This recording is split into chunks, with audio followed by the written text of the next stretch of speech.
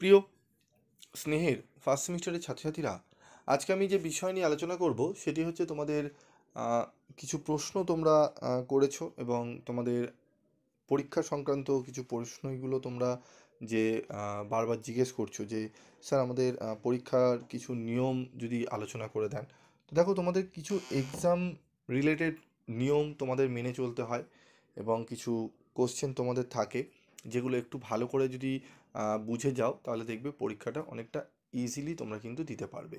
শুধু পড়াশোনা করলেই তো হবে না। তুমি অনেক সময় দেখা যায় অনেক ছাত্রছাত্রীদের মধ্যে যে পড়াশোনা ঠিকঠাক করছে, তবে কিছু সিলি মিস্টেকের জন্য বা কোনো রুলস রেগুলেশন না মানার জন্য তারা কিন্তু অনেকটাই বিপদে পড়ে। তো তোমাদের প্রথমেই আমি শেয়ার করব যে পরীক্ষা সংক্রান্ত নিয়মের মধ্যে প্রথমে রুটিনটি নিয়ে একটু আলোচনা করব, বোঝানোর চেষ্টা করব। আশা করি প্রত্যেকেই জানো, তবু আমি তোমাদের যে প্রশ্নগুলো জানা দরকার উত্তরগুলো। প্রশ্ন হচ্ছে, পরীক্ষার হলে কি কি নিয়ে তোমরা যাবে? এটি তোমাদের বারবার জিজ্ঞেস করছো। কতক্ষণ আগে স্যার যেতে হবে আমাদের পরীক্ষার এক্সাম সেন্টারে?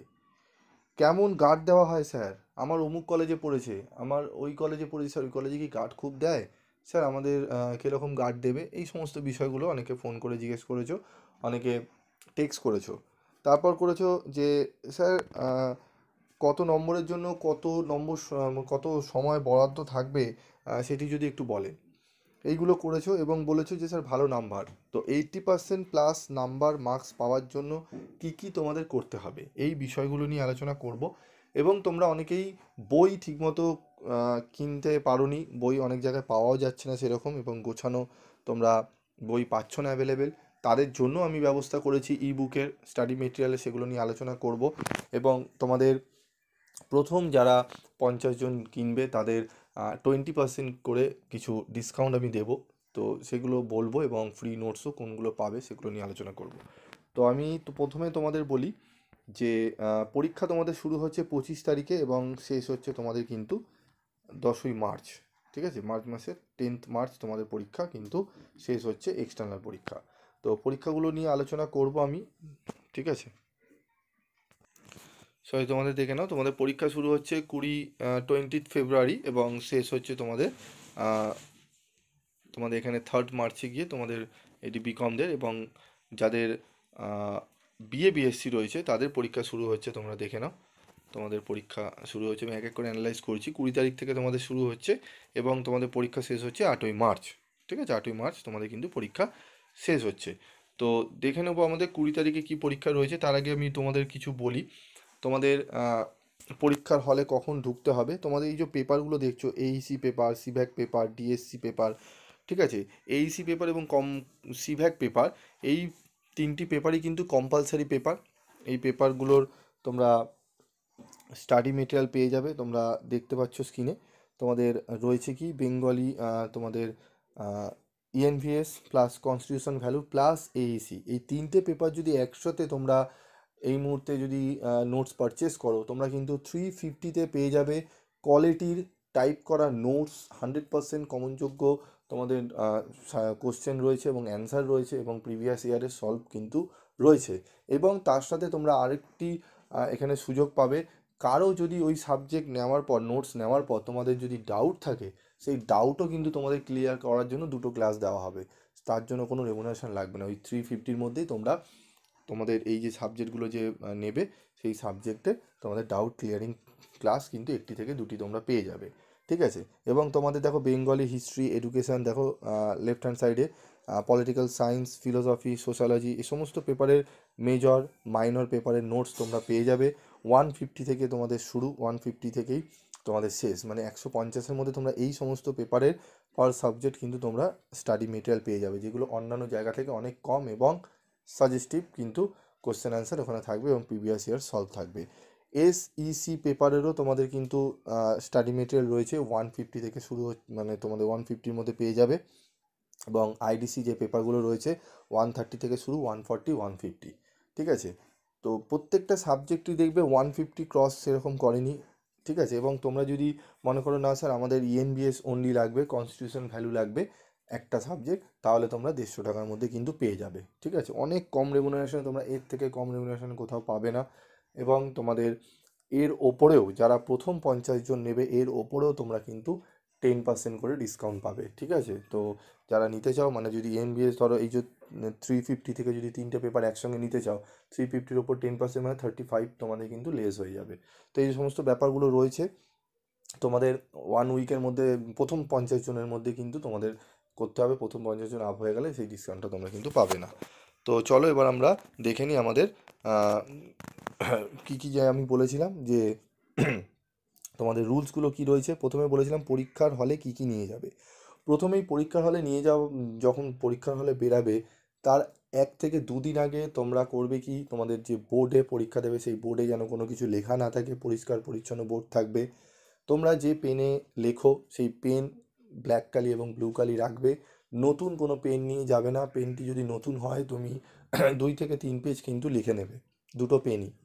এবং তার অল্টারনেটিভ পেনটাও রাখবে কিন্তু, মানে দুটো কালো দুটো ব্লু পেন রাখবে। এবং স্কেল তোমরা একটি ছোট স্কেল রাখবে, একটু বড় স্কেল রাখবে যদি মনে হয়, কেন বিকমদের ক্ষেত্রে বড় স্কেল এবং ছোট স্কেল দুটোই রাখা দরকার, ঠিক আছে। তো স্কেল রাখবে একটি, এবং অবশ্যই তোমরা পেন্সিল রাখবে এবং ইরেজার রাখবে। ওকে, এই সমস্তগুলো পেন্সিল বক্সে তোমরা রেখে নিলে, বা তোমরা যে পেন্সিল তোমরা এই সমস্ত যে রাখো পেন্সিল বক্সে, সেই পেন্সিল বক্সে তোমরা রাখবে। রেখে বোর্ড রাখবে। এই দুটো জিনিস অবশ্যই তোমাদের নিতে হবে।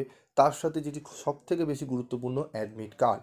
অ্যাডমিট কার্ডের প্রিন্ট আউট তোমরা কিন্তু বার করে নেবে, পারলে দুটো তোমরা প্রিন্ট আউট একটির মধ্যেই তোমাদের করতে হবে, কারণ সই করার ব্যাপার থাকে। প্রথম দিনে কিন্তু খুব ভালো করে অ্যাডমিট কার্ড কিন্তু প্রিন্ট আউট ভালো করে বার করে নিয়ে বোর্ডের সঙ্গে পারলে তোমরা কিন্তু সেটা রেখে দেবে। এবং ভালো করে যখন বেরাবে, পরীক্ষার যেদিন বেরাচ্ছ তার আগের দিন কিন্তু সমস্ত কিছু গুছিয়ে কিন্তু রেখে দিতে হবে। পরীক্ষার দিন বেরাবো 1 ঘন্টা আগে তুমি যদি এগুলো খোঁজাখুঁজি করো, কোনো কারণবশত কোনো একটি ডকুমেন্ট তুমি কিন্তু ভুলে যেতে পারো। এবং আই কার্ড অবশ্যই, কলেজে আই কার্ডও তোমরা যেই কলেজে পড়ো আই কার্ড অবশ্যই নিয়ে বেরাবে। বোঝা গেল বিষয়টি? তাহলে পরীক্ষার হলে কি কি নিয়ে যেতে হবে বুঝতে পারলে।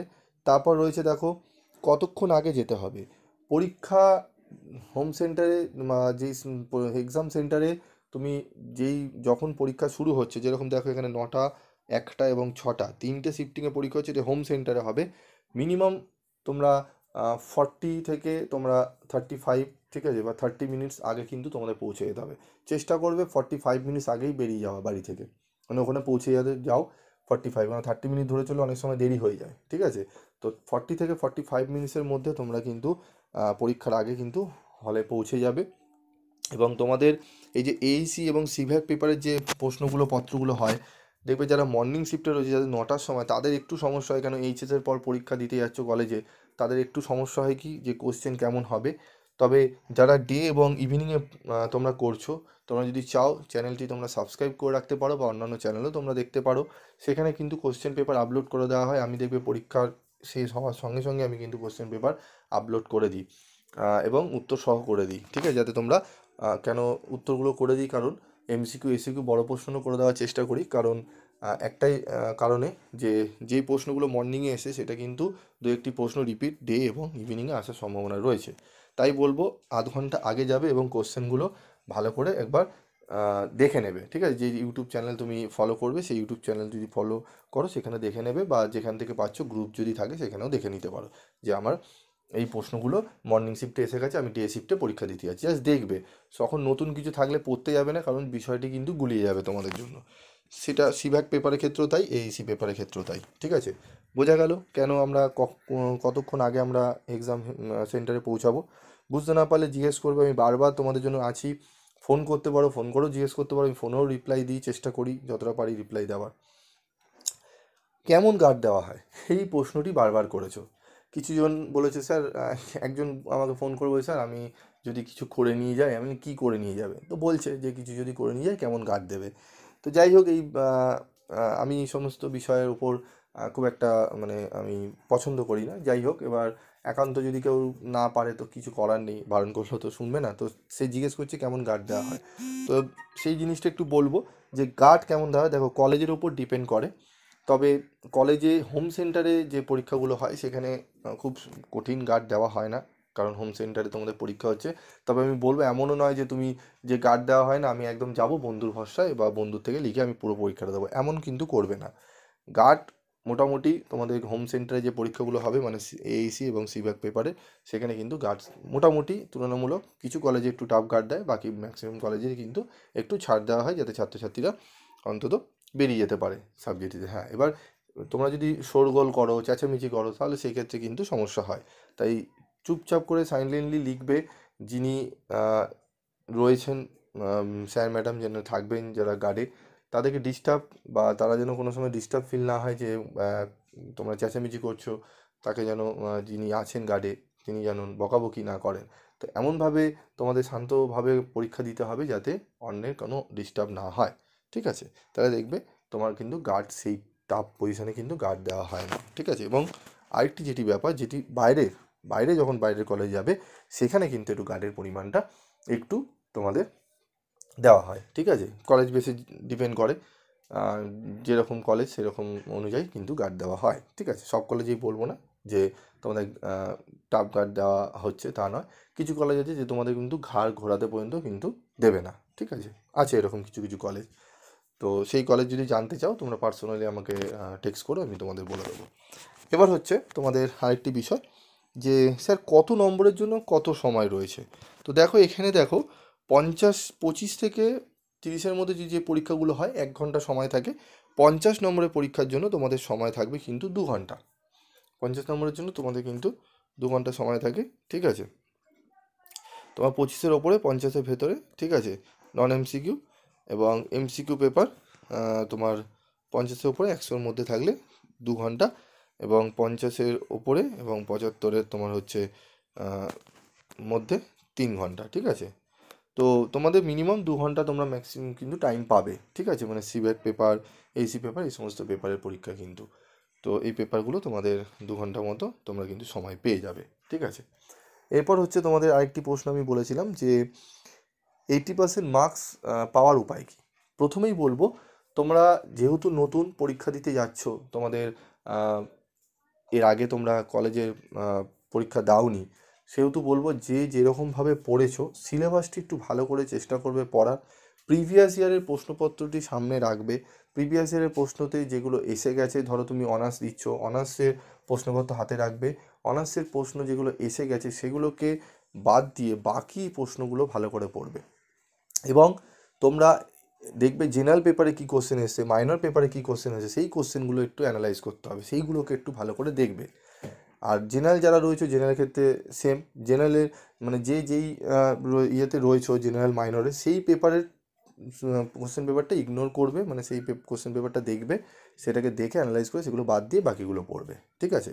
এবং তোমাদের উত্তরের কোয়ালিটি কিন্তু খুব ভালো করে লিখতে হবে। তোমরা নতুন, অনেকেই জানো না, বিভিন্ন জায়গায় খুব রকমারি করে তোমাদের বলা হবে 400-500 টাকার নোটস রয়েছে, বই রয়েছে, এই রয়েছে। তোমরা করতে গিয়ে অনেক সময় দেখা রয়েছে ছাত্রছাত্রীরা বোঝে না, সেখানে গিয়ে সাপ্লি পেয়ে যায়, ঠিক আছে? মানে তারা যে নম্বর তোলার কথা সেই নাম্বার তুলতে পারে না, বা যতটা পাওয়ার কথা বা যতটা আশা করেছিল যে 80% পাবো, সেখানে সে পাচ্ছে 50-55, ঠিক আছে? অনেক সাজেস্টিভ বই পাওয়া যায়, ইবুক পাওয়া যায়, অনেকে ছাত্রছাত্রীরা কেনে, কিন্তু সেগুলো গিয়ে লিখে নাম্বার পাওয়া যায় না, তখন বলে যে ক্যালকাটা ইউনিভার্সিটি নাম্বার দিচ্ছে না। বেসিক জিনিসটা বুঝতে হবে যে উত্তরের কোয়ালিটি তোমাকে ঠিক রাখতে হবে। তার জন্য তোমাকে কী করতে হবে, কিছু পুরনো চ্যানেল যারা বিগত বছর ধরে, অনেক বছর ধরে তোমাদের দেখবে দিয়ে আসছে, তোমাদের দাদা দিদি আশেপাশে যারা রয়েছে তাদেরকে জিজ্ঞেস করবে, ঠিক আছে? সিনিয়রদের জিজ্ঞেস করবে যে ইউটিউবে কোন চ্যানেল আর রয়েছে বা কোন স্যার রয়েছে যারা অনেক বছর ধরে দিয়ে আসছে। এক্সপিরিয়েন্স টিচারের কাছে করবে, তারা কোনো সময় তোমাকে কিন্তু ঠকাবে না, বা তোমাকে সঠিক গাইডটি দেবে, কারণ এক্সপিরিয়েন্স একটা ম্যাটার করে। তো এইটি তোমরা ফলো করবে, দেখবে অনেকটাই তোমরা কিন্তু করবে। আর যেখানে দেখবে খুব অতিরিক্ত টাকা চেয়ে খালি বারে বারে তোমাদের নোটস কেনার জন্য প্রলোভন দেখানোর চেষ্টা করছে, সেখানে কিন্তু অবশ্যই ইগনোর করবে। প্রথমেই আমি তোমাদের বলি, এইসব নোটস কেনার কোনো দরকারই পড়ে না, তোমরা জাস্ট টেক্সট বইটা কেনো। টেক্সট বই আমি অনেককেই কিনতে বলি, আমি এটুও বলি যে টেক্সট বই থেকে পড়ো, যেগুলো পারবে না আমাকে বলবে, আমি চেষ্টা করব তোমাদের কিন্তু সেই কোশ্চেনের অ্যান্সার বলে দেওয়া। তোমরা একটা ফার্স্ট সেমিস্টার ফলো করে দেখো, তোমরা যে কোশ্চেন পাচ্ছ না তুমি পাঠাও আমাকে, যে স্যার এই কোশ্চেনের অ্যান্সারটা আমি পাচ্ছি না, আমি তোমাদের চ্যানেলে আলোচনা করে দেবো, বুঝিয়ে দেবো, এবং নোটসও আমি দিয়ে দেবো। একবার তোমরা ফলো করে দেখো, ঠিক আছে? তো আজকের মতো আমি ভিডিওটি শেষ করছি। আরও অনেক তোমাদের প্রশ্ন আছে জানি, তো কমেন্ট বক্সে লিখে জানিও, আমি তোমাদের এক এক করে রিপ্লাই করব। আজকের মতো ভিডিওটি শেষ করছি।